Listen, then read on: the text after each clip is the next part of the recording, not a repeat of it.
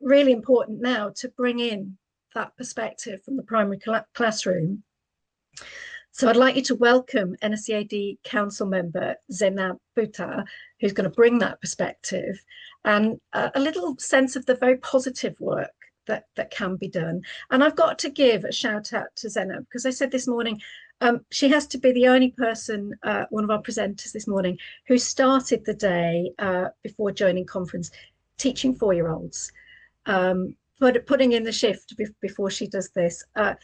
So grateful to you, Zenab, for squeezing this into a really busy time, very busy time of year.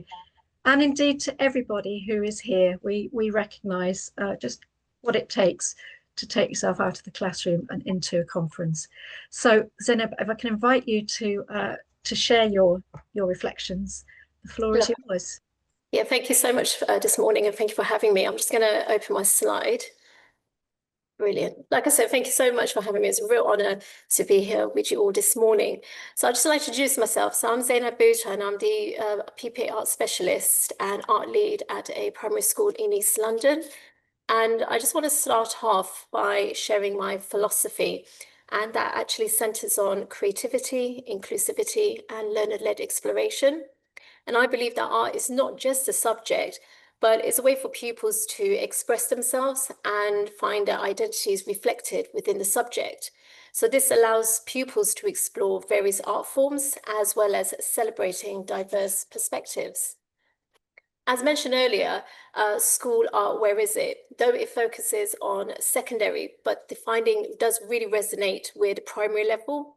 And also what's important is that the access to a purposeful and inclusive and creatively rich curriculum is essential from the start.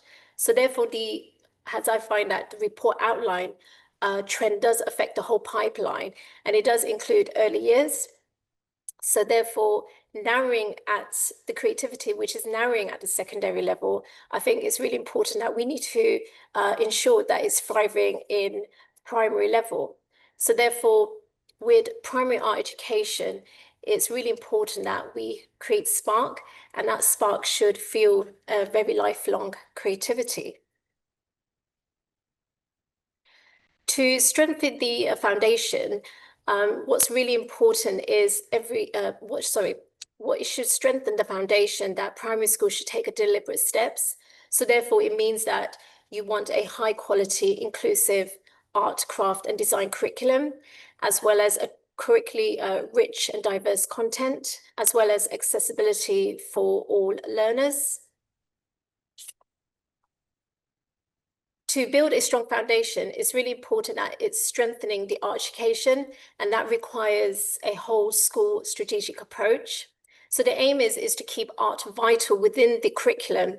But I think for me, what's important is that it implements the initiative, and that creates a significant impact. So you're looking at curriculum development, you're looking at teacher training and support, and regardless of their knowledge or their background, I think it's very important that we give them support and confidence in how to deliver art displays and exhibitions, the cross-curricular disciplinary learning, inclusive practices, as well as explicit teaching of creative skills, and also access to materials and cultural experiences. So when I look at the primary curriculum, I asked myself, does what I offer truly match the ambition we hold for our children?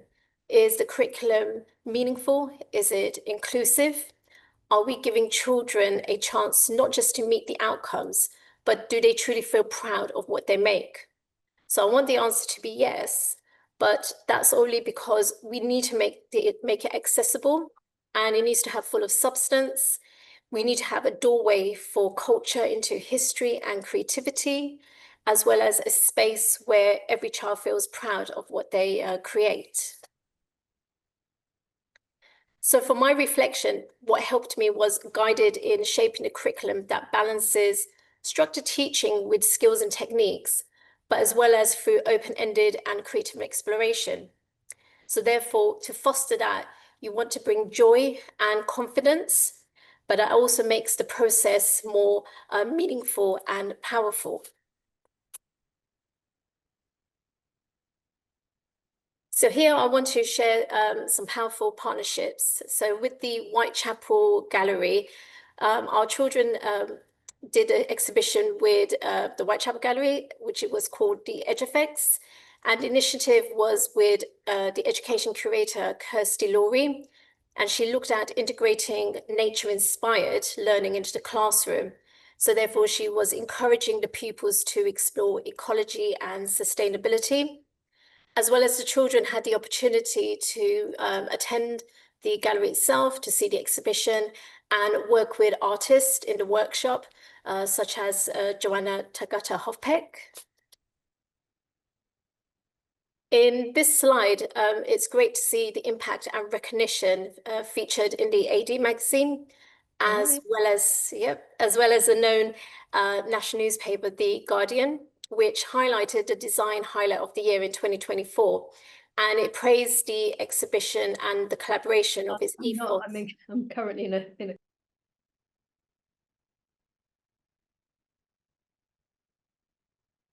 Secondly, I want to mention about the Art Matters. Its platform celebrates pupils' creativity, and it keeps art real central within the education itself and the active engagement. It champions teachers' development and youth voice. But with that, it does achieve exhibition that you can see here on this slide, as well as its shared resources and CPD opportunities for educators. This slide is a fantastic opportunity for our Year 6 children, where they attended the University of East London, and this gave them a real taste of the creative higher education. And that also helped them to see a future where they may see themselves as artists, designers, and makers. Here you have my ongoing collaboration with Hazel Apatkin. She's the art teacher and head of art at Plashet School, a secondary girls' school. And what's fantastic with this collaboration is it's between primary and secondary educators. And the partnership actually fosters creativity with pupil voice, the artistic experimentation, but also what is also grounding is for the pupils to have essential techniques as well as core artistic values. So having said that, what's really important is to keep the balance between both art, keeping it meaningful, and also inclusive.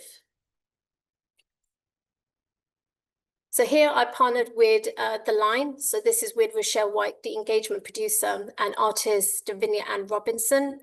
So they are focusing on experimentation and processes, as well as arts-based learning.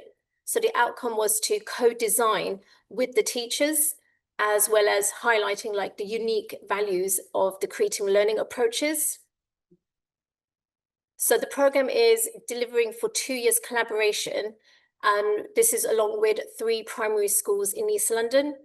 So therefore, the artist facilitators would work alongside with teachers and pupils, but also work along with the teachers to co-design the program where they are able to meet the teachers' needs or within the school's particular needs. So here we have artist and critical friend through Tate's learning program, Mira Chowder. So what she's brought is an insight and reflective questioning. She's allowed the engagement for the children to see the influence of working with a broader cultural narratives and inspiring them to ask powerful questions about identity, as well as representation, and also through art, talk about their storytelling. So part of the Tate Britain Who I Am project, the pupils were able to explore collage as well as bringing their personal belongings and photos. So they were able to show their personal reflection. Are they able to produce storytelling through art? But are they able to bring connection within their own experience? And that would help the pupils and consider how they might want to be seen. I'm proud to say that I'm proud of the creativity and the confidence within our pupils here. and of course the fantastic partnership and the curriculum being shaped. It's great to see the inclusive space where every child feels seen and valued. Also, my hope is to keep prioritizing art in education, but not just as a subject, but as a way of thinking, as a way of feeling and connecting. Because I myself was inspired by my own art teacher when I was 14, who led with love and compassion. So I want to shape and also bring an educator today that we hope as teachers continue to inspire pupils, but it's not just to make art, but to believe that art does matter.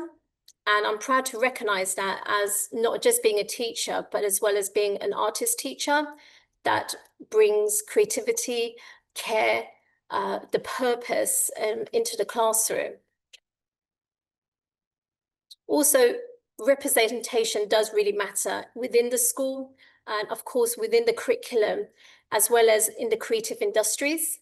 So I want the children, not just in our school, but everywhere else, to see themselves reflected in art and believe themselves that they also belong into that world. So for me, that commitment does go beyond that classroom. And I believe in mentoring and supporting art teachers, as well as thriving a creative culture. But that also begins with confidence and inspired educators.